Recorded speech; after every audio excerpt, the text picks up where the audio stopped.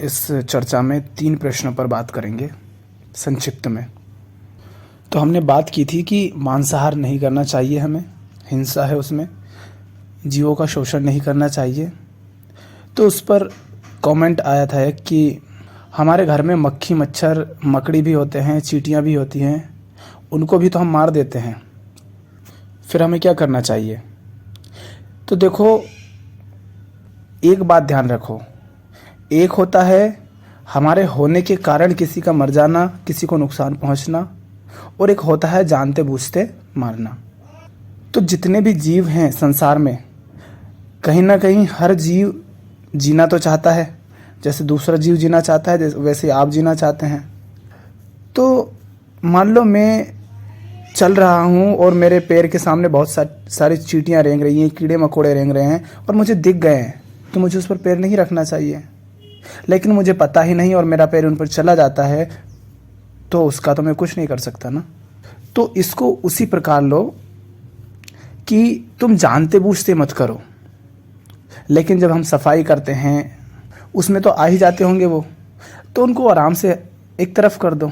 जितना हो सके अपनी तरफ से कोशिश करो कि उनको आप नहीं मारो, झाड़ू से इन सब से आराम से एक तरफ कर दो, वो निकल जाएंगे। वैसा नहीं करना है कि कहीं पर कीड़े मकोड़े हैं, पानी उनमें उनको डाल दिया, उन पर आग डाल दी। मतलब मारना हमारा प्रयास नहीं होना चाहिए। देखो, वो जीव हमारी नज़रों में बहुत छोटा है, हमारी जो स्थिति है, हम जितने बड़े हैं उसकी तुलना में वो बहुत छोटा है, लेकिन हमारे लिए वो जितना छोटा है, हो सकता है कि डायनासोर जैसे बड़े बड़े जीवों के लिए हम भी बहुत छोटे हों। तो जो बड़ा है उसको फ़र्क नहीं पड़ता, लेकिन जो छोटा है फ़र्क उसको पड़ता है, क्योंकि वो अपने आप में पूरा एक जीवन है। तो मच्छर मक्खी कीड़े मकोड़े सब रहेंगे, बस उनको जानबूझकर मत मारो। और देखो, हम इंसान हैं, तो अगर जीना है तो हमें फल भी खाना पड़ेगा, सब्जियां भी खानी पड़ेंगी। पैरों के तले इतने बारीक बारीक जीव होंगे जो हमारी आंखों से हमें दिखाई नहीं देंगे, तो हर समय तो हम उनको देख नहीं पाएंगे, तो हो सकता है उनको भी नुकसान हो। तो उसमें हमारा कोई दोष नहीं है, क्योंकि ये तो इंसान होने की, इस शरीर के होने के कारण ऐसा हो रहा है। हम सांस लेते हैं, उसमें न जाने कितने छोटे छोटे हमारी नाक में कीटाणु वायरस वगैरह फंस जाते हैं, मर जाते हैं, हमारे भोजन में होते हैं, तो उनका हम कुछ नहीं कर सकते ना। जो चीज़ हमारे बस में नहीं है उसके लिए हम बिल्कुल भी दोषी नहीं हैं। लेकिन जैसे हमारे सामने ही है कोई कुत्ता, हम उसको पत्थर मार रहे हैं, तो ये गलत है। जहाँ हम में ये क्षमता है कि हम किसी हिंसा को ना करें, वहाँ हमें नहीं करना चाहिए। ऐसे ही देखना चाहिए कि जैसे जो वृक्ष हैं, फल फूल हैं, उनमें भी चेतना होती है और इंसान में भी होती है। लेकिन एक घर में अगर आग लग जाती है तो हम पहले इंसान को बचाते हैं, और अगर मौका मिलता है तो फल सब्जियों को भी निकाल लेते हैं, नहीं तो हम उसकी इतनी परवाह नहीं करते। क्यों? क्योंकि चेतना का स्तर वहाँ बहुत ही निम्न होता है। पर अगर हमें अवसर मिल जाता है तो हम छोटी छोटी चीज़ें भी निकाल लेते हैं। इसी तरह देखो, इस सबसे पहले उसे बचाना है जो चेतना के तल पर सबसे ऊपर है, क्योंकि दुख पीड़ा सब कुछ उसी को ज़्यादा होगा, उसके बाद उससे नीचे वाली चेतना को। और अगर आप अपने घर की सफाई नहीं करेंगे, सब कीड़े मकोड़े सब रहेंगे, तो हो सकता है फिर आपको ही नुकसान हो, आपको ही प्रॉब्लम हो जाए। और एक जीव होने के नाते आप वैसा चाहेंगे नहीं, कोई भी नहीं चाहेगा। तो जितना हो सके आराम से उनको हटा दो। दूसरा प्रश्न है, क्या समाज के बिना एक अकेला इंसान सरवाइव कर पाएगा? देखो, समाज के बिना सरवाइव कर सकता है, लेकिन समाज से तात्पर्य क्या है? समाज से आपका तात्पर्य है मनुष्यों वाले समाज, और उनके बिना जीने का, उनके बिना सरवाइव करने का आपका अर्थ शायद यही है कि उनके बीच उसे रहना पड़ेगा। तो ये बिल्कुल ज़रूरी नहीं है कि उनके बीच ही रहा जाए। हाँ, लेकिन कोई भी जीव, कोई भी इंसान इस अस्तित्व से संबंधित हुए बिना नहीं रह सकता। कहीं ना कहीं किसी न किसी तरीके से आपका दूसरे लोगों से संबंध रहेगा ही रहेगा। आप जो खाते हैं, जो पीते हैं, जो पहनते हैं, वो सब कुछ कहीं ना कहीं किसी अन्य व्यक्ति से संबंधित है। जो कपड़ा बना है वो न जाने कितने लोगों से होकर गुजरा है, जो भोजन आप खा रहे हैं वो न जाने कितने लोगों से होकर के गुजरा है। किसी ने बोया, किसी ने काटा, किसी ने बनाया, किसी ने कपड़े बनाए, और नहीं तो जीव जंतुओं, पशु पक्षियों, इस वायु से, आकाश से, अग्नि से, इन सब से तो संबंध है ही। और यही तो समाज है। इस अस्तित्व के साथ हमारा संबंध ही समाज है, और कुछ नहीं है। और एक समाज वो होता है जो हम कहते हैं मनुष्य से मनुष्य का संबंध। आप उनसे दूर रह सकते हैं पर उनसे संबंधित हुए बिना नहीं रह सकते। तो संबंध के बिना मनुष्य का अस्तित्व हो नहीं सकता। और वो जहाँ रहता है वहाँ समाज अपने आप आ ही जाता है। किंतु वो मनुष्यों के बीच ही रहे हमेशा, ये ज़रूरी नहीं है। उनसे संबंधित रहेगा किंतु उनके बीच रहे, ये ज़रूरी नहीं। पर कहीं ना कहीं आपको ये भी लगता होगा कि अगर हम समाज में हैं तो समाज के अनुसार चलना ज़रूरी है, तो ये बिल्कुल ज़रूरी नहीं है। अगर समाज की दिशा ही गलत है, जो कि अक्सर ही होती है, क्योंकि पूरा समाज क्या है, व्यक्तियों का संबंध ही तो समाज है। और समाज सही दिशा में नहीं चलता है। समाज के होने का अर्थ ही है कि वो जीवन से विपरीत दिशा में चलेगा।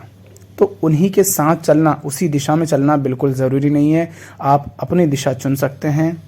हाँ, समाज के साथ चलने में एक तरह का संबंध होता जिसमें समाज आपके साथ होता, और समाज से विपरीत दिशा में चलना एक दूसरा संबंध निर्मित करता है जिसमें समाज हो सकता है कि आपके विरोध में खड़ा हो।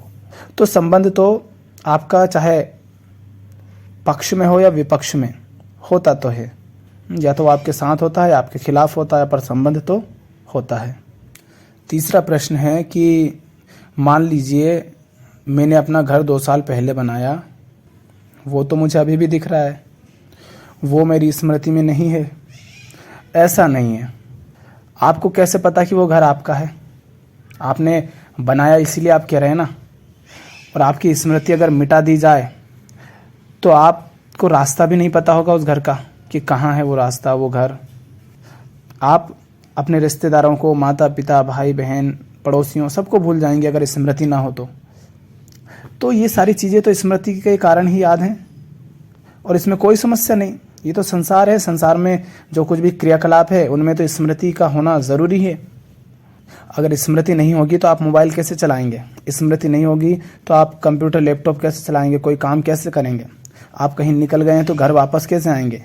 स्मृति ही तो होती है ना, जिसमें हमें सब कुछ पता होता है कि हाँ, इस रास्ते से आए थे, वापस उधर ही जाना है। अगर स्मृति इंसान की मिट जाए हर पल, तो उसको हर दिन काम करने के लिए कंप्यूटर चलाना हर शुरू से सीखना पड़ेगा, क्योंकि आज सीखा था, आज तो भूल गया, कल फिर से सीखना पड़ेगा। काम करना रोज उसे शुरू से सीखना पड़ेगा। तो ये स्मृति ही है। इसी को स्मृति कहते हैं कि आपको याद है कि आपका घर कहाँ है, आपके रिश्तेदार कौन हैं, आप क्या काम करते हैं, आप किस तरह का भोजन करते हैं, कैसे कपड़े पहनते हैं, आपने कपड़े कहाँ रखे हैं। ये सब स्मृति ही है। और इस स्मृति से ध्यान रखें, ये स्मृति हमारी समस्याओं का कारण नहीं है, बल्कि ये ना हो तो समस्याएं पैदा हो जाएंगी। और जब हम कहते हैं कि हमें स्मृति से मुक्त होना है, उस अनुभव से रिक्त होना है जो हमें परेशान करता है, तो वो हमारे अनुभव कौन से होते हैं? इन संबंधों में जो हमारी खींचातानी हो जाती है, दुख के कारण हो जाते हैं, उनसे मुक्त होना है। जैसे किसी ने हमको कह दिया कि गोरा होना अच्छी बात है, काला होना अच्छी बात नहीं है, तो ये हमारे अंदर एक पीड़ा बैठ गई। अब हम भागदौड़ लगाएंगे, हम परेशान होंगे गोरे होने के लिए, जो कि हमारे बस में नहीं है। किसी ने कह दिया कि 6 फुट का बंदा अच्छा होता है, 5 फुट का नहीं, तो अब आप अपने आप को 6 फुट करने के लिए परेशान होते रहेंगे। ये हमारी स्मृति में रहता है और ये हमें दुख देता है, क्योंकि हर समय हम देखते हैं कि हम 6 फुट के हैं नहीं, और समाज में कहा जाता है कि 6 फुट सही होता है। तो ये संघर्ष चलता रहता है। किसी ने कह दिया कि एक बड़ी नौकरी, कोई सी भी नौकरी जिसका नाम ले, मान लो IAS, कि जो IAS नहीं है उसकी तो कोई औकात नहीं, तो हम फिर उसके लिए परेशान होते हैं। किसी ने खूब सम्मान पाया, लोग उसके पास भीड़ लगा कर खड़े हैं, अब तुम्हें ये भ्रम हो गया है कि अच्छा सम्मान पाना ज़रूरी है, नहीं तो मेरी कोई औकात नहीं, तो तुम उसके पीछे भाग रहे हो। ये जो इस तरह की स्मृतियाँ होती हैं, ये हमारे अज्ञान के कारण हमारे अंदर बैठ जाती हैं और हम इनके कारण परेशान होते हैं। तो हमें इस अज्ञान को मिटाना है ज्ञान के माध्यम से। ये जानना है कि ये सब बातें व्यर्थ हैं, और जैसे हम जान लेते हैं कि इन सब बातों का कोई महत्व नहीं, तो स्मृति अपने आप हमारे लिए समस्या नहीं रहती फिर। तो आपका घर भले ही आपने कभी भी बनाया, वो आपकी स्मृति में है, इसीलिए आपको पता है। स्मृति में नहीं होता तो आपको नहीं पता होता।